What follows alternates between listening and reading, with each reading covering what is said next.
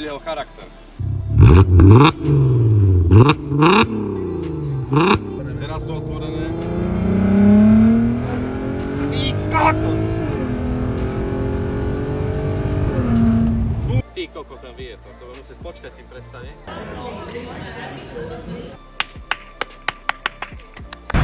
Kokot! Dobrý deň! Idem sa ridiť. Bol som. Dneska tu máme zaujímavé vozidlo nemeckej výroby, už tretie nemeckej výroby. Takže ty točíš len nemecké auta? Fašistické. Rasista nie som, už vonkoncom nie som žiadny rasista. Dnes sa pozrieme na Golf 5. Nikto ste nevedeli, že to je Golf 5, ja som vám to povedal. Tešíme sa všetci spolu. Je to 5-kový Golf, ale nie len tak obyčajný R32-kový.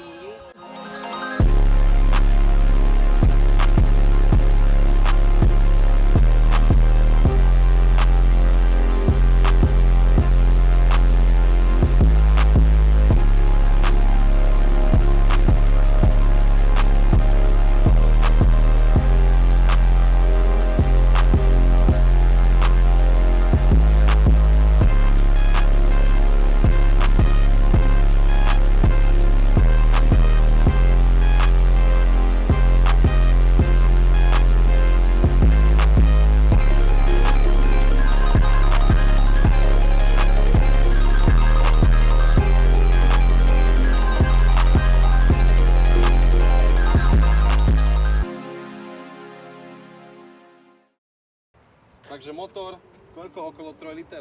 3,2. Dnes sa pozrieme na to, či tento Golf tuning vylepšil, alebo to je Dokazil. dokaz. Pokazil. V podstate karoséria je asi viac menej nedotknutá, takže keďže Tomáš je majiteľ auta, tak on nám bude odpovedať, či áno, nie, prípadne čo a ako. Karoséria viac menej, ako vidíme, nedotknutá. Vidím tu asi iba tento klasický lipánek. Maxtons. Toto je, predpokladám, od výroby, takýto prach. No R32 majú taký prach. No, nemá náhodou takýto aj GTčko? Nemá asi, čo? Ináč, no možno, že aj GTčko má taký. Nevieme, vyjadrite sa v tých komentároch, milujeme komentáre, všetky komentáre milujeme, aj tie zlé, No, ale aj to je hlavne presne tie dobré, tak, ale, presne tak. ale aj tie zlé budú dobré, ale s tými sa dá pracovať lepšie niekedy. Nič, tých zlých si nájdeme a pobavíme sa. Ten najväčší udierač, že budú asi tie vystreľovacie struny, čo som dal aj ja na polo. A znižovať sa to dá ešte viac, alebo toto je už na max. Dá sa tam nastaviť výška, tuhosť, odklon, takže ešte viem ísť aj nižšie, ale už nižšie asi nie. Na elektróni. Kolesa 19. 19. Rotiform. DTM. Rotiform GTR. DTM. Za mňa sú pekné, mne sa páčia. Aj ten podvozok je podľa mňa znížený tak akurát, už keby to ide nižšie. Ja napríklad nie som zástanca stance tuningov, takže ak aj náhodou sa dostane do môjho videa auto stancového tuningu, tak sa pripravte na masívne dojebanie. Ale nie. Ako ktorý stance, samozrejme. Nemám rád už tie také slam, či ako sa to volá, slam.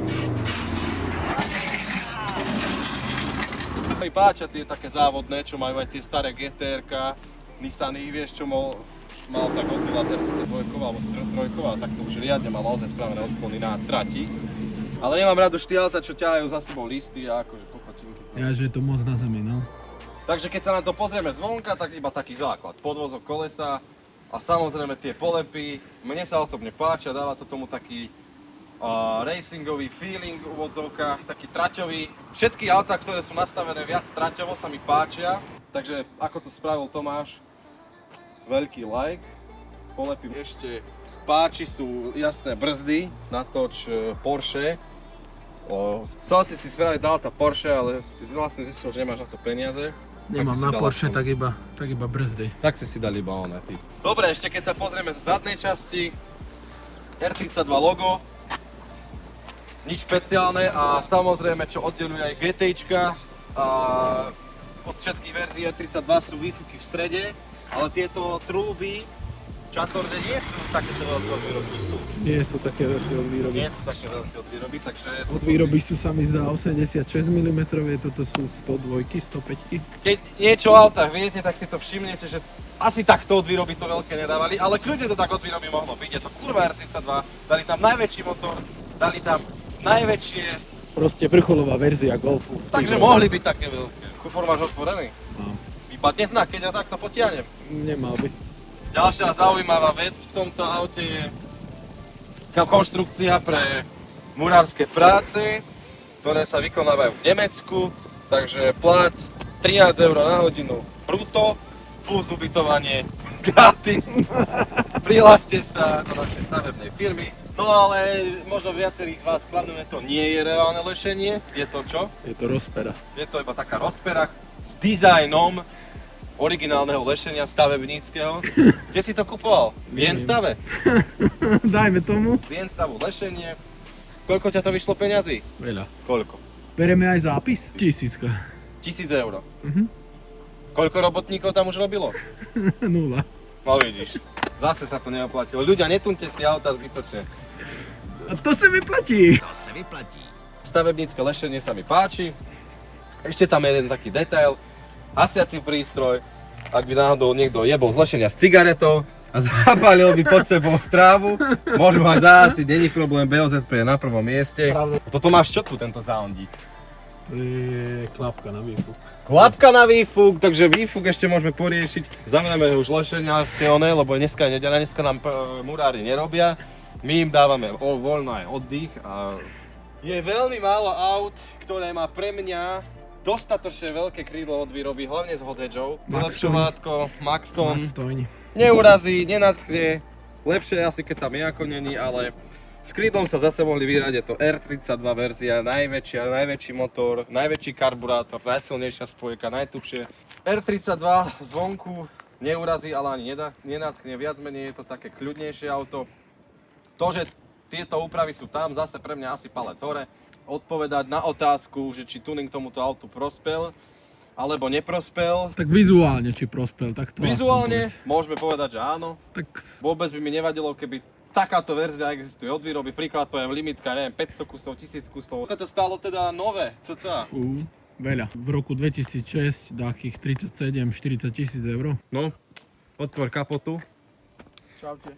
Tu máme aj Tomáša Bezdedu, ktorý je majiteľ tohto auta, už ste ho predtým zbadali, aj počuli a ešte o ňom budete iba počuť, lebo ide kúpiť ďalšie autá, rozrastať bude svoju garáž, stáva sa z neho investičný, nemecký, úspešný podnikateľ. No keď sa pozrieme a otvoríme kapotu, čo vidíme? Vidíme. Nič. Zás iba okopírovaný motor zo Šaranu. Počul som, že Šaran má tento motor, ľudia to uvidia. Aký má motor, čo na ňom robil? Čo to je za motor, čo je V6? VR6, to prečo tam je V6? V6 tam je, no je to VR6. Takže je to VR6, ale je tam V6? Nie, je to VR6, len označenie píšu V6, ale je to VR6. No ale oficiálne oni to prezentujú ako V6 alebo VR6?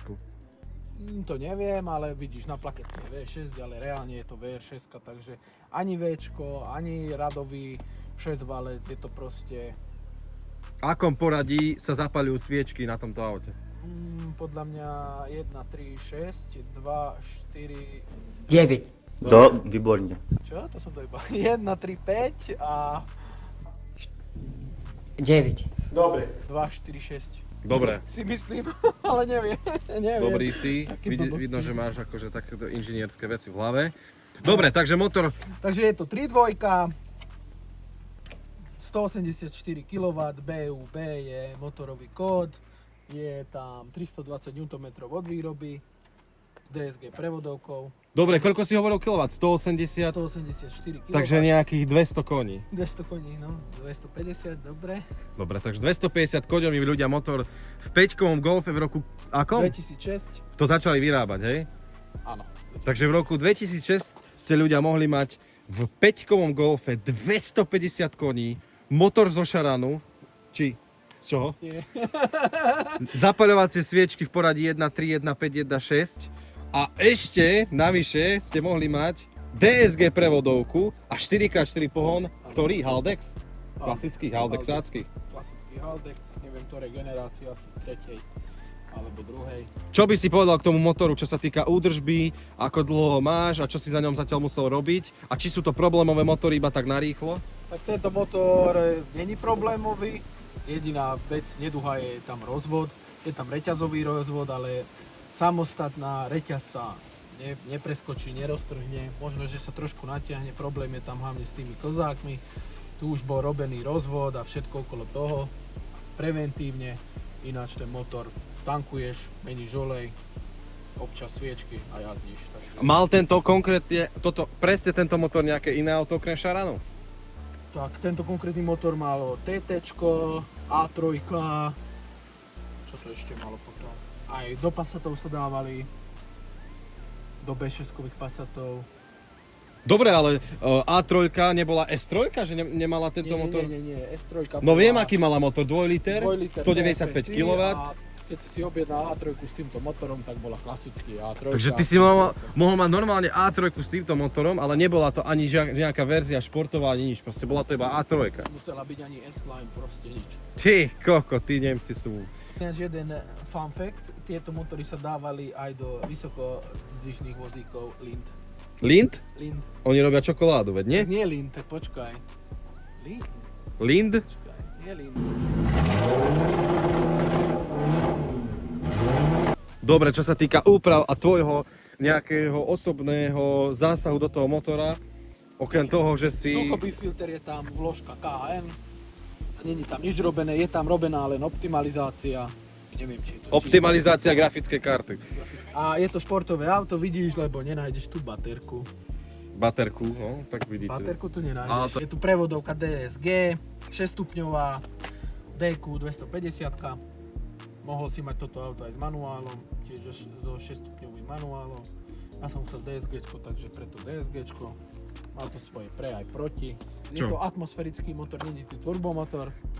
Áno, takže trošku to treba hnať do otáčok, ale zase nie je to vysokotočivý motor atmosférický, je to viac menej taký lineárny priebeh to má, ale to si ešte povieme za jazdy nejak. Už to ani netreba zastaviť. Mohol som si dať dole okno. Ty Buzik, teraz som umýval auto, dáš si dole okno. Tak ale do piči, čo tu budem vonom sa Vidíte páliť? klíma, ty kokot. Počuť zvuk cez klímu, čo chcú ľudia počuť? Ľudia, čo chcete počuť? Zvuk alebo klímu? No daj mu trošku. Čo? Plyn. Ja až klímu. Nie. To je ešte klapka zavretá. To je klapka zavretá teraz? No. A ako ju otvorím? Ako ty si ako Daniel z taxi.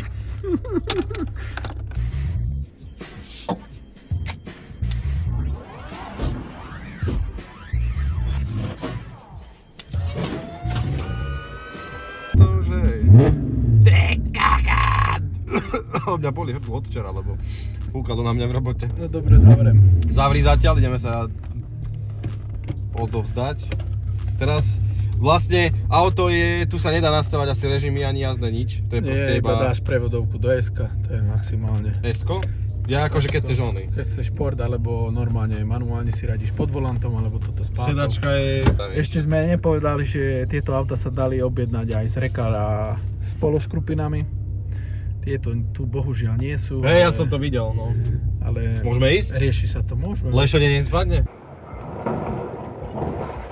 Teraz ale do tretej, nie? Toto je 20 rokov staré auto. No ľudia, inak ja nemám ani pocit, že 5-kový Golf je 20-ročné auto, lebo neviem ani proste, tak doba ide nejako dopredu, že keď som bol ja také ako keby viac decko, nie že teraz by som nebol, ale už mi ťahá na 30, ale keď som bol viac také decko, tak pre mňa bol, že 5-kový Golf a 6-kový taký pík. A teraz už vlastne, ja sám mám Polo GTI 2020 a toto je už v podstate staré auto, nie? Toto už je tak 20 ročné, to radí samé.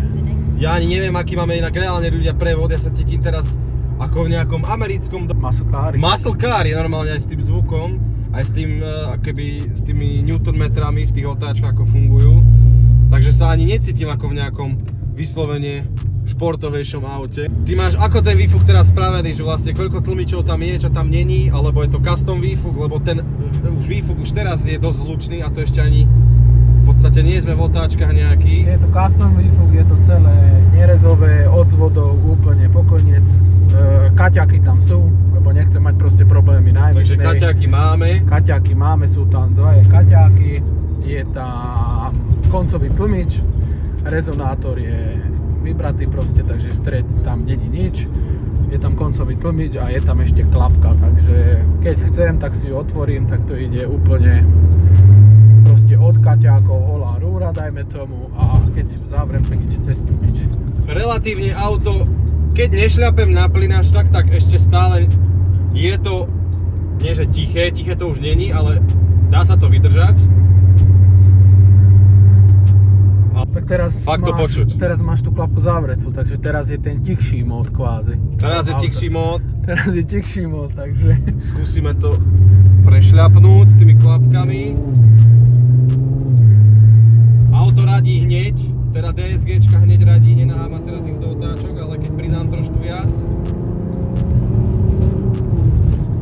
Podvozok je naozaj tvrdý. Sedeli sme pred týmto v Klapšporte a podvozok bol naozaj iný. Tak s tým podvozkom nebolo nič robené a tu je už úplne iný podvozok. Úplne najtvrdšie nastavený. Ako A ešte máme aj najtvrdšie nastavenia. To je fakt... Je to fakt surové. Tak je to iné ako Klapsport, no. Je to nezvyk klietku počuť ale vzadu. Takže čo mi vadí, to je tá klietka. Tak povedzme si, že toto auto je také, že skôr názrazy, na tomto nebehám, že každý deň nie je toto daily, ročne možno 1000 km najazdím, v zime nejazdí auto, len za dobrého počasia, za dažďa tiež nejazdí, takže dá sa to vydržať, ozaj keď idem na kde na zraz, tak toto auto je primárne postavené na zrazy, ale je tak postavené, že je funkčné proste, dá sa s ním aj vyblázniť, nie ako terajšie autá, že sú rozpílené, na podvale ich nosia, alebo nie sú zapísané veci, alebo v podstate sú ani nefunkčné.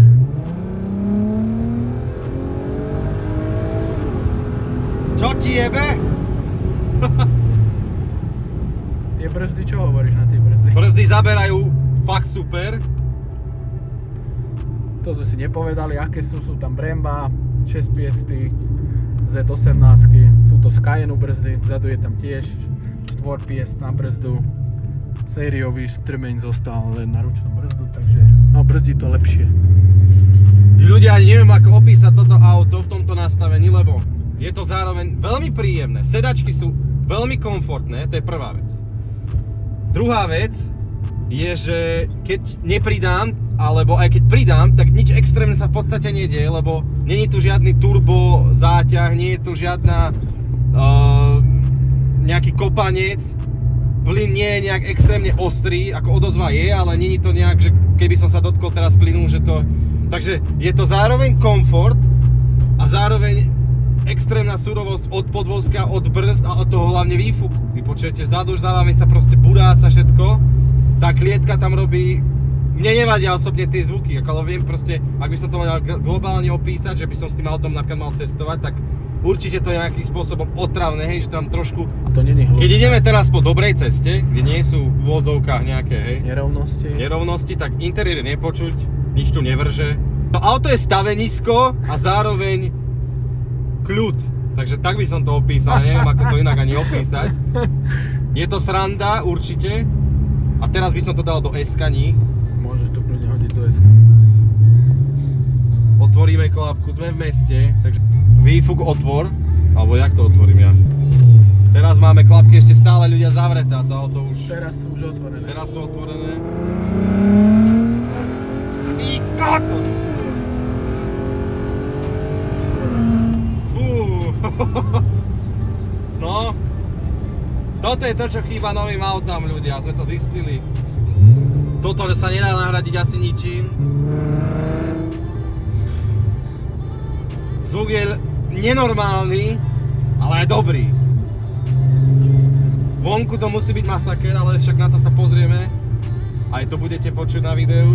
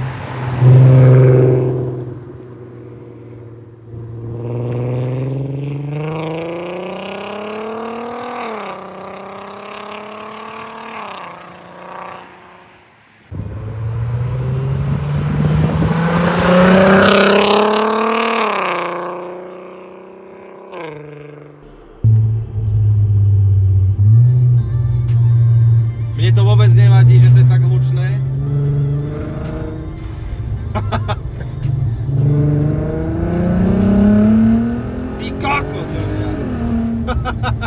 No, dobre.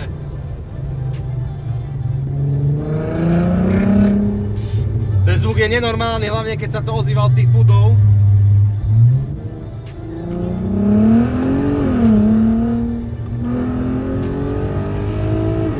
Ty koko, ľudia! By ste museli počuť naživo. A hlavne vonku si neviem predstaviť, čo to robí.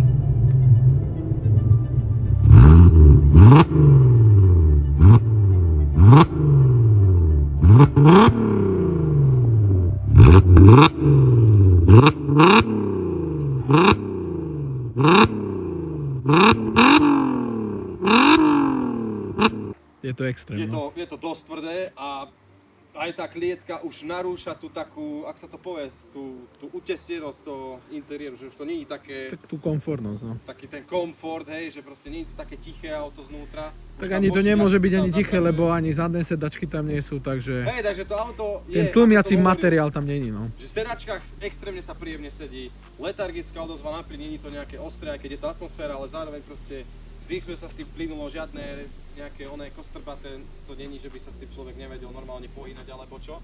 Čo vadí tebe ako majiteľovi? Tak mne ako majiteľovi asi nič, keďže som si ho ja takto spravil.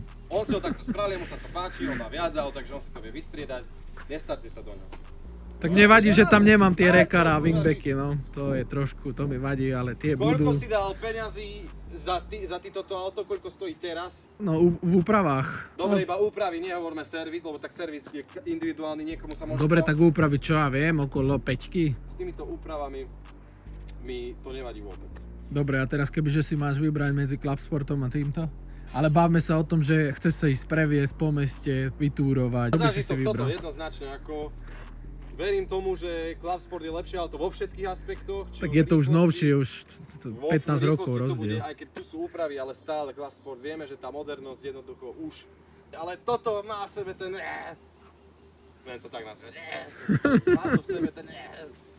Takže moja otázka na vás je, keby si kúpite R32 alebo vám ju niekto zadarmo dá nejakým spôsobom, to je jedno, nechali by ste to auto úplne v sériovom stave, alebo by ste si ho vytunili podľa seba, či už by to samozrejme boli podľa vás kolesa, alebo by ste si to nehali proste úplne v sériovom stave, so sériovým zvukom.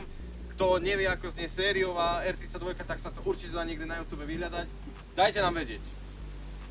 Napíšte dolu do komentárov a Do dajte, komentárov napíšte. dajte follow, neviem čo, Dajte zdieľajte. nejaké lajky, veď tak už nebuďte takí. Celé toto video, čo som vlastne rozprával, bola iba jedna veľká faloš.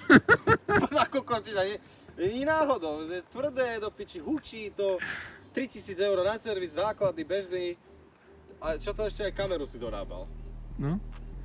Na čo by vám to bolo? Jebte na to.